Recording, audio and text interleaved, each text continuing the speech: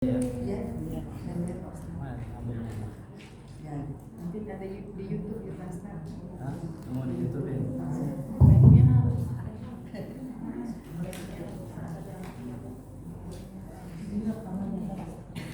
Assalamualaikum warahmatullahi wabarakatuh. Bismillahirrahmanirrahim. Alhamdulillahirabbil alamin. Wassalatu wassalamu ala asyrafil anbiya wal mursalin. Nabiyyina Muhammadin sallallahu alaihi wasallam wa ala alihi wa sahbihi ajma'in. Amma ba'd. Puji syukur kepada Allah Subhanahu wa taala atas limpahan nikmat yang begitu banyak kepada kita semua, sehingga pada saat ini kita bisa berkumpul bersilaturahmi, saling tahu keadaan kita masing-masing. Ini merupakan nikmat yang patut kita syukuri, di mana banyak lingkungan yang gak kenal sama tetangganya sendiri, apalagi tetangga jauh, ya, tetangga dekat gak kenal. Tapi kita alhamdulillah berada di lingkungan yang walaupun jauh rumahnya, dengan majelis seperti ini kita bisa bertemu, bisa ada ikatan. Ya, dengan majelis ini kita juga bisa banyak mengambil manfaat. Nah, ini perlu kita syukuri. Bersabda Nabi kita Muhammad sallallahu alaihi wasallam, "Ma an'amallahu 'ala 'abdin ni'matan fa hamidallaha 'alaiha illa kana dzalika alhamdu afdalu min tilka ni'mah." Tidaklah Allah Subhanahu wa taala memberikan nikmat kepada hambanya, kemudian hamba tersebut bersyukur, memuji kepada Allah Subhanahu wa taala atas nikmat tersebut, kecuali kata memuji kepada Allah Subhanahu wa taala itu afdal intikan nikmat, lebih utama daripada nikmat itu sendiri.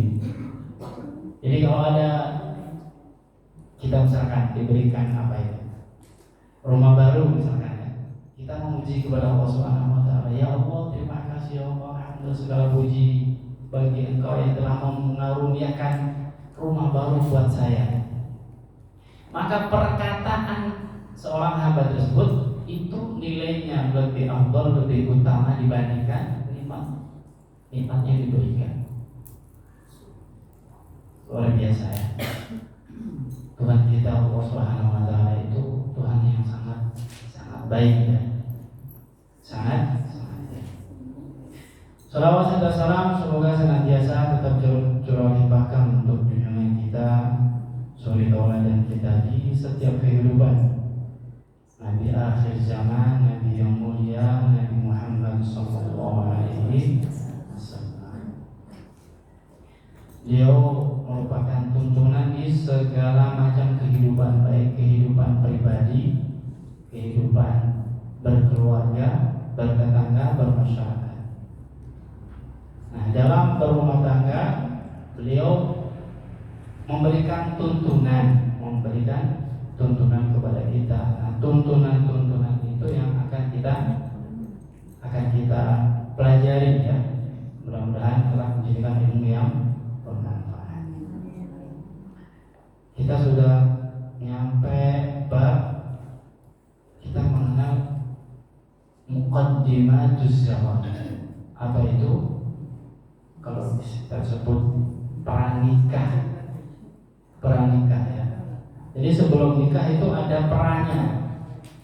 Kok ada perannya itu apa maksudnya? Maksudnya pra itu apa, ya? Ya, sebelum nikah itu berarti apa gitu maksudnya?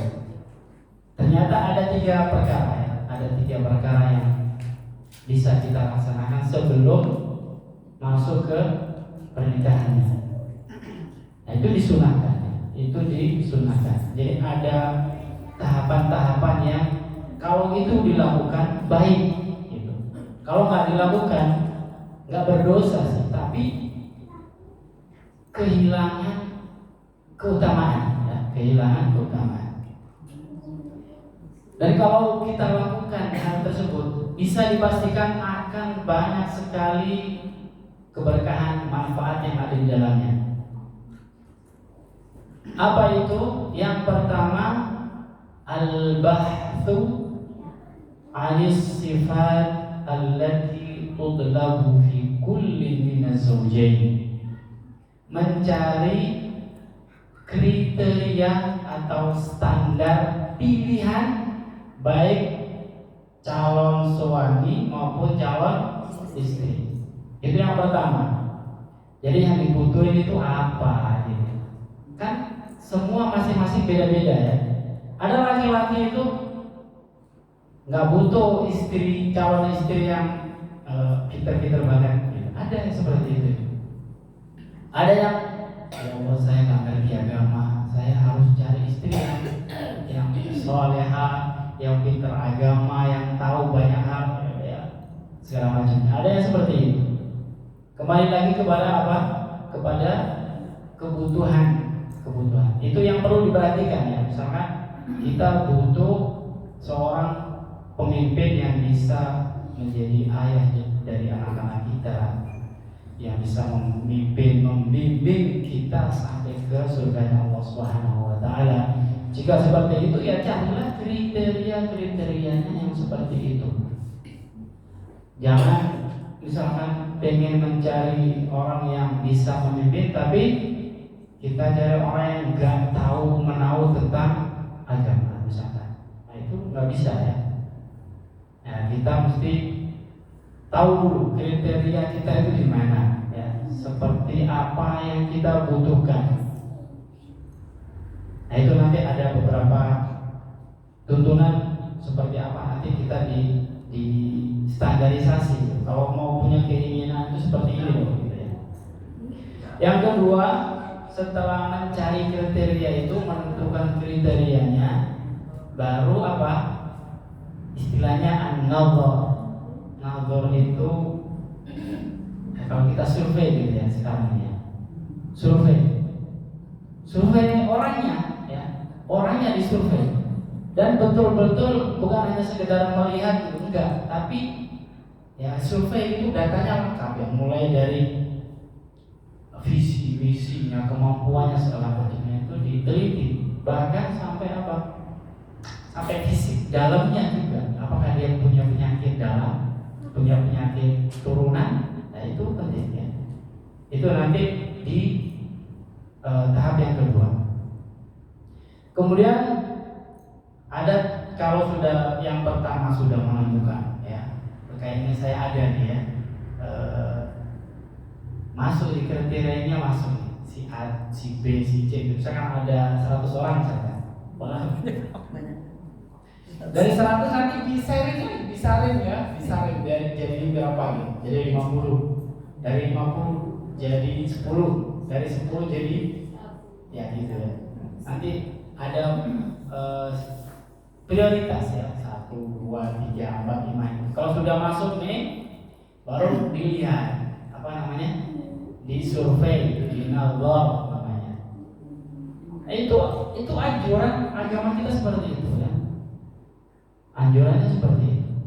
Yang ketiga, kalau sudah serius, sudah cocok, sesuai kriteria, sesuai, pas dilihat sesuai, baru langkah yang ketiga adalah apa? Nikah. Belum nikah dulu. Tapi apa? Istilahnya melamar. Al-khitbah, melamar ya. Nah, 3 proses ini kalau kita jalankan, insya Allah banyak manfaatnya. Di antara hikmahnya ya, kalau ternyata pilihan kita, kriteria kita itu nggak sesuai, itu kita bisa apa?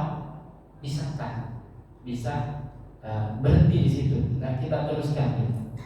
Ternyata setelah kita nazar belum sampai lamaran, ternyata ketahuan ada dia punya apa gitu ya, punya video film yang lama-lama gitu. Ya, ada beberapa kisah ternyata di Facebooknya itu dia seperti ini misalnya, atau banyak hal gitu ya. Itu diantaranya. Atau juga ternyata ada yang lebih baik gitu. Jadi sudah menentukan kriteria, kemudian sudah ngabor, sudah melihat, sudah survei, ternyata ada nih ya, nggak sengaja dikirimkan oleh Allah Subhanahu Wa Taala calon yang kayaknya lebih berkelas gitu ya. Nah, itu boleh ya, itu boleh. Selama kalau kita itu ada istilahnya selama itu ya, itu janur kuning. Selama janur kuning itu belum, iya, itu masih apa? Masih bisa dibatalkan. Bahkan sudah lamaran pun itu masih bisa dibatalkan. Tapi ini tahapan-tahapan menunjukkan bahwa kita itu serius gitu ya. Tapi gimana Pak Ustadz, misalkan nggak pakai ini langsung aja nikah gitu ya? Ya itu pasti ada pasti ada apa istilahnya? Ya kalau ibu paham lah gitu ya. Kalau ke pasar gitu ya, nawar barang, "Mak, berapa harganya nih?" 50, langsung dibeli aja gitu. 50, oke 50 gitu. Nyampe rumah itu kayak, ya tadi kok ini ya nggak nawar ya gitu. Pasti nggak itu ada, ya nggak puas gitu ya. Pasti nggak puas. Sama juga gitu ya. Kalau langsung nikah nggak ada proses ini, kayaknya saya salah sangka ya. Dulu saya kira dia itu pendiam, penurut, ternyata gitu ya. Nah, ada baiknya semacam ini ya. Ada baiknya kita apa? Kita laksanakan tahapan-tahapannya. Baik, kita bahas yang pertama ya. Mudah-mudahan nanti waktunya cukup ya. Yang pertama al-bahthu an sifat allati yanbaghi an tutlab fi kulli min az-zawjayn. Mencari sifat-sifat atau kriteria standar-standar ya, yang kira-kira yang layak untuk dimiliki oleh calon istri maupun calon suami. Prinsip yang pertama, ini yang pertama ya, prinsip yang pertama ya. Ini harus diingat ya. Yang harus diingat ini. Yang pertama, coba dicatat baik-baik karena ini inti dari kriteria itu ya. Ya, standar yang paling harus dipegang ya. Ad-dinus sahihu wal khuluqul qawim. Punya agama yang benar dan berakhlak yang baik. Ini ya. Agamanya benar dan berakhlak baik. Agamanya yang benar saja itu nggak cukup kalau akhlaknya nggak baik. Misalkan Al-Quran hafal, hadis ribuan hafal, tapi akhlaknya nggak baik, ya itu juga nggak bagus ya. Ini harus menyatu. Agamanya bagus, juga akhlaknya bagus, nggak bisa dipisah. Jangan sampai dikalahkan sama yang lain ya. Biasanya begitu biasanya ya. Saya jarang menemukan yang ini. Orang tua yang menemukan orang tua yang memegang prinsip ini jarang sekali. Biasanya asal dia datang bawa ngelamarnya bawa ya begitulah ya, dengan gajinya sekian juta, sudah punya rumah, sudah punya mobil gitu ya. Walaupun dia nggak pernah ke masjid, nggak dengar dia itu ke masjid, apalagi dia jadi imam misalkan, nggak pernah dengar. Atau juga jangankan itu, dia baca Quran aja nggak tahu untuk bisa baca Quran apa enggak. Tapi karena dia gajinya besar, orangnya ganteng, biasanya begitu, gajinya besar orangnya ganteng. Biasanya mobilnya juga bagus, rumahnya bagus. Udahlah, mau diapa lagi? Ya, mungkin ini yang dikirimkan. Ya, tapi ini bukan yang diajarkan oleh Nabi kita Muhammad SAW, bukan yang seperti itu. Tapi yang apa? Ad-dinus sahihu wal khuluqul qawim. Dalam sebuah hadis Nabi kita Muhammad sallallahu alaihi wasallam, ini hadisnya hadis sahihnya ya. Beliau Nabi kita Muhammad sallallahu alaihi wasallam bersabda, "Idza khataba ilaikum man tardawna dinahu wa khuluquhu fazawwijuhu." Jika ada orang yang datang kepadamu melamar anakmu, kemudian engkau lihat kamu ridho dengan agamanya dia dan akhlaknya dia, ya, agama dan akhlaknya dia, maka nikahkanlah dia. Maka nikahkanlah dia dengan anaknya. Illa taf'alu takun fitnatan fil ardi wa fasadun 'aridun. Jika engkau tidak melakukannya, tidak melakukan seperti itu, maka akan terjadi fitnah di bumi ini dan terjadi kerusakan yang meluas. Ya, saya ulang lagi makna dari hadis ini. Jika ada orang yang kira-kira engkau ridho dengan agamanya dan akhlaknya, kemudian dia menginginkan melamar anakmu, maka nikahkanlah dengan dia. Kalau kamu nggak nikahkan dengan dia, maka akan terjadi apa? Kerusakan yang meluas di bumi Allah Subhanahu wa taala. Ini artinya apa?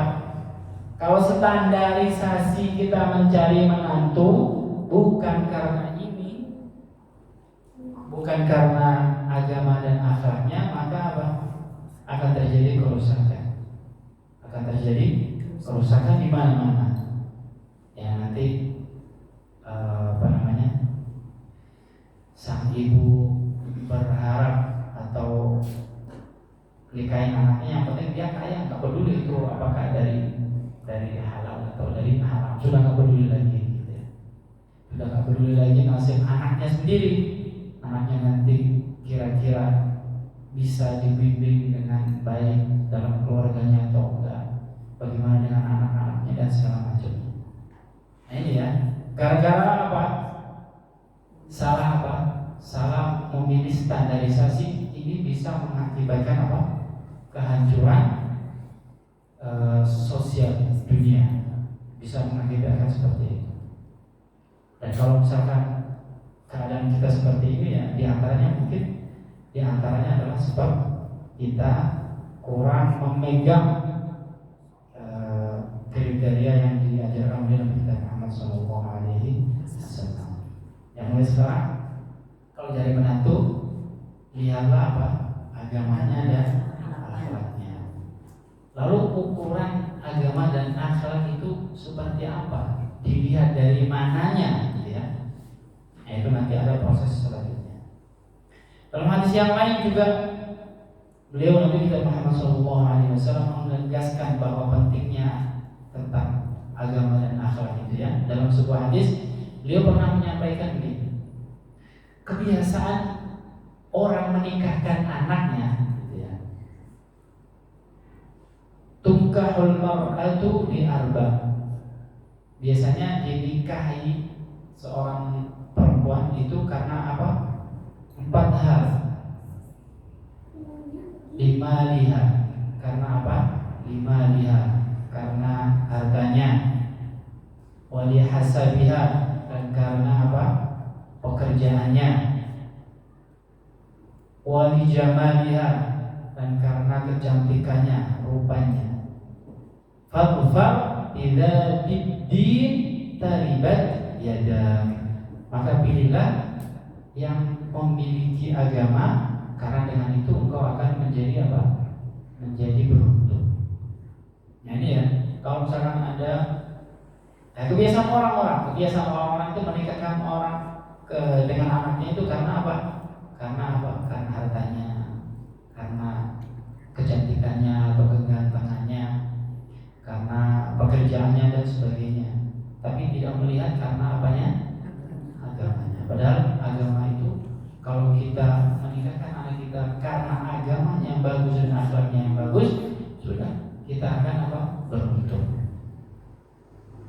kehidupan kita bukan hanya di mana, bukan hanya di dunia, tapi sampai nanti di akhirat. Dan tuntunan seperti ini itu diharapkan setelah kalau sudah nikah itu baik gitu ya, kedepannya baik. Karena pernikahan itu orang bilang ibadah yang paling lama ya. Kalau sholat ada waktunya, zakat ada waktunya, puasa juga ada waktunya. Kalau pernikahan siang, malam, pagi, sore ya bersama dia gitu ya, bersamanya. Nah, ini ibadah yang kalau salah langkah ya sudah resikonya kita tanggung sampai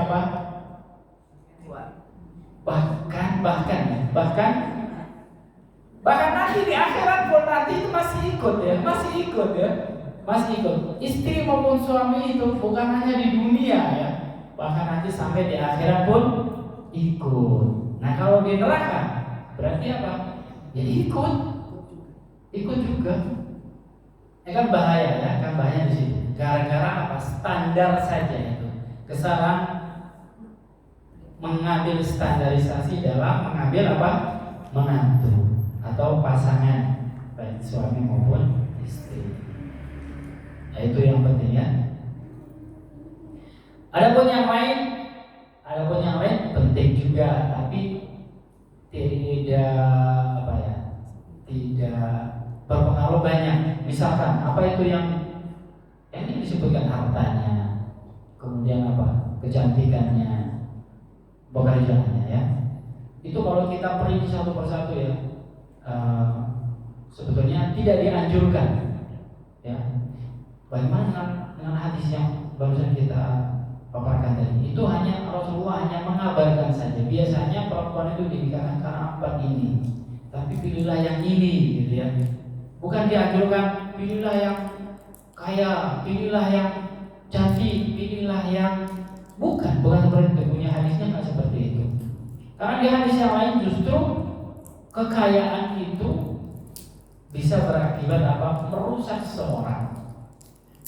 Ya, kalau orang sekarang bilang kekayaan itu orang bisu aja bisa bicara. Bahkan kekayaan itu bisa mempengaruhi gaya bicara ya. Lain bicaranya orang kaya sama orang setengah gitu lain ya. Orang kaya itu bicaranya itu begitulah ya. Keras atas ya. Iya, itu orang kaya yang kaya murni kaya yang kan tersentuh dengan agama ya. Kalau disentuh agama ya lebih baik ya. Tapi dasarnya itu agama dulu. Jadi kekayaan itu bisa kita salurkan dengan baik. Tapi kalau kekayaan itu berada di tangan orang yang tidak tepat, ya itu dia bikin kemaksiatan yang banyak. Kemudian lagi ada lagi yang penting, yaitu yang tadi yang kriteria yang pertama ya. Kriteria yang kedua yang perlu jadi pertimbangan lagi, an-nasabu fi kullin minaz zawjaini. Nasabnya dari kedua belah pihak. Kalau kita cari yang pertama itu agamanya dulu ya, agama dan akhlaknya. Kalau ini sudah ada, sudah cukup. Nggak usah melihat yang lain pun nggak ada masalah ya. Tapi kalau misalkan agamanya bagus banget juga belum nih ya, akhlaknya banget juga enggak nih. Coba lihat nasabnya ya. Dari sisi yang lain, coba lihat nasabnya. Maksudnya nasabnya itu bagaimana? Nasab itu namanya nasab itu keluarga ya, orang tuanya ya, orang tuanya. Kalau orang tuanya itu baik, insya Allah anak ini juga baik karena dia hidup di lingkungan yang baik. Tapi kalau misalkan nasabnya waduh, ya karuannya bapaknya nggak tahu kemana, emaknya nggak tahu kemana gitu, ya itu perlu dipertimbangkan. Tapi sekali lagi kriteria yang kedua ini tidak bisa mengalahkan yang pertama. Kalau misalkan bapaknya misalkan nggak tahu kemana, mamanya nggak tahu kemana, tapi memang dasar anaknya itu akhlaknya bagus, agamanya bagus, sudah cukup. Tapi kalau misalkan akhlaknya bagus, agamanya bagus, nasabnya bagus, wah ini kue lapis ini ya. Ini kue lapis ini. Istilahnya nurun ala nur. Gitu ya. Nah, itu nilai plus gitu ya. Yang ketiga, alla yakuna baina zawjaini qarabah qaribah. Diteliti calon suami istri tadi itu sebisa mungkin tidak dari kerabat yang dekat. Misalkan kerabat yang dekat itu ya ponakan, ya ponakan itu kerabat dekat ya. Tapi kalau misalkan misah itu sudah nggak dekat. Misalkan ini saudara punya anak, misalkan siapa ya? Si A sama si B ini saudaraan. Si B punya anak. Nah, anaknya si B ini dinikah sama ini dekat sekali ya. Ini sudah ini nggak boleh. Ini kan nggak boleh ya, karena terlalu dekat. Tapi kalau misalkan ini anak, ini saudara sama ini saudara, dia punya anak. Kalau dia punya anak, terus kemudian anaknya ini ke sini gitu ya, bukan ke sini ya, bukannya ke sini, tapi yang dari sini ke sini. Kalau yang dari sini, itu yang dekat, ini yang dekat. Anaknya saudara sama anaknya saudara, sepupu ya, sepupu. Nah, sepupu itu biarpun boleh, tapi itu dekat gitu ya. Kalau bisa, jangan kalau bisa. Ya. Tapi kalau misalkan anaknya dia mana? Anaknya lagi itu apa itu namanya? Ponakannya dari ponakan gitu. Apa itu? Ponakan sama keponakan. Ya saya contohkan gini. Ini Nabi kita Muhammad SAW punya saudara. Ini namanya Abdullah, ini namanya Abdul Muttalib. Abdullah sama Abdul Muttalib. Kemudian Abdullah punya anak Nabi Muhammad SAW, ya kan? Terus Abdul Muttalib punya anak Sayyidina Ali. Ini kan sejajar nih, ya. Tapi Siti Fatimah, ya kan? Dari sini ya, bukan dari satu generasi ini ya, tapi dari generasi yang lainnya. Nah, itu sudah jauh, ya. Itu sudah jauh. Itu diperbolehkan, ya. Sebagaimana Sayyidina Ali dengan Siti Fatimah. Hikmah perkawinan pernikahan beliau itu juga mengajarkan kepada umat bahwa hubungan yang seperti ini itu boleh dinikahkan. Dan itu sudah jauh karena sudah keturunan yang berapa? 1, 2, yang ketiga. Ini 1, 2 ya. Dari 2 generasi dan 3 generasi itu berbeda. Yang berikutnya yang perlu dipertimbangkan lagi, yang keempat berarti ya, al-kafa'ah. Al-kafa'ah. Apa itu al-kafa'ah? Kafa'ah itu setingkat. Ya, selevel ya, bahasa kita selevel. Sekufu. Ya, sekufu. Setara. Selevel, sekufu, setara. Siapa lagi? Sederajat. Belum. Kalau sederajat itu lain ya. Sederajat itu nanti. Kalau sederajat itu saya takut sederajatnya.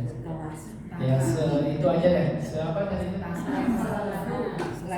Selevel ya, selevel. Maksudnya selevel itu misalkan begini. Satu tukang sapu, tahu tukang sapu ya? Ya, cleaning service lah gitu ya. Satunya cleaning service, yang satunya kayak Adi Bakri itu siapa itu? Yang orang paling kaya itu ya. Iya itu ya. Itu enggak selevel. Janganlah itu. Yang begini itu kalau bisa jangan. Bisa jadi tukang sapu. Iya. Tukang sapu kawin sama orang yang bukan. Jangan. Ini yang juga nggak sih. Atau contoh lagi yang biasa itu yang apa? Ini bukan ini ya, bukan membedakan bukan, tapi ini kita bicara yang namanya selevel. Karena kalau levelnya terlalu jauh, nanti kalau misalkan dipaksakan bagaimana? Tetap nikahnya sah, Tapi ini tidak dianjurkan karena apa? Banyak perselisihan yang nantinya itu mengakibatkan apa? Iya, mengarah ke konflik, nanti berakhir berujung perceraian. Nah, inilah yang tidak diinginkan oleh agama kita ya, perceraian ini walaupun halal tapi sangat dibenci oleh Allah Subhanahu wa taala. Kan dari jauh-jauh banget itu dikasih pengarahan, dikasih tuntunan ya. Kalau nyari yang begini, yang begini, yang begini gitu. Itu ya gambaran kafaah ya. Kafaah juga bisa dilihat dari sisi fisik. Misalkan satunya itu badannya kayak Aderoy misalkan, keras keras. Itu gitu lah ya, sehat luar biasa ya. Terus calon istrinya udah penyakitan gitu. Iya, bentar seminggu masuk sakit, seminggu lagi masuk rumah sakit gitu. Ini juga nggak sembuh ya. Ini juga nggak dianjurkan ya, kalau bisa dihindari. Yang laki-laki kuatnya luar biasa, yang perempuan apa? Lemah. Gitu ya.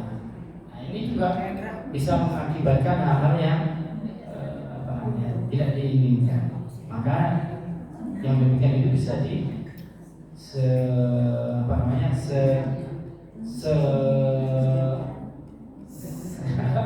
sebisa mungkin itu dihindari gitu ya. Tapi kalau misalkan terjadi beneran nikah, ya itu sah ya, itu sah. Tapi tidak dianjurkan. Tapi kalau masing-masing menerima gimana Pak Ustaz? Iya, nggak masalah. Masalah. Sah, ya, tetap sah. Tetap sah. Nah, nanti kita di pertemuan ke depan nanti akan membahas pernikahan itu apa saja yang disyaratkan. Ya, syaratnya itu apa saja itu penting ya.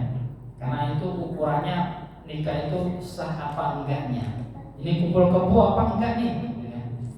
Nah itu penting karena akad nikah itu ya nanti ya, insyaallah. Ini aja dulu, fokus ke sini dulu. Yang keberapa tadi itu udah? Yang keempat. Yang keberapa? Sekarang yang kelima. Yang kelima. Ini perlu dipertimbangkan al-bikarah namanya. Al-bikarah itu dia itu perawan atau janda. Nah itu perlu diperhitungkan juga. Ya, yang namanya juga kriteria tadi itu ya. Kita masih tahap pertama. Apa itu? Kriteria. Ya, ini perlu diperhitungkan.